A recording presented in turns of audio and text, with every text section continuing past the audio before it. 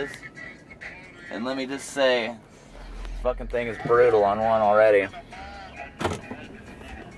But something's up with I haven't really messed with it yet because, yeah, too excited to hear. But I hooked up the bass knob and the clip light stays on all the time and it acts like it's messed up. I mean, I go start turning, like the speakers start fluttering really bad and shit. So I don't know if it's a bad knob or what the hell's going on, but I'm gonna take a look at it here in a minute after I play this real quick.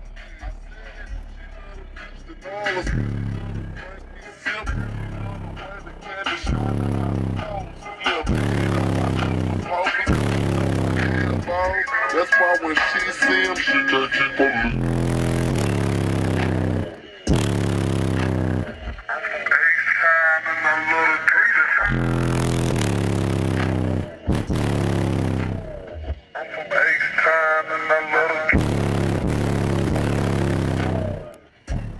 That already right there, I don't know. I haven't had bass for quite a while, but it seems fucking stupid already.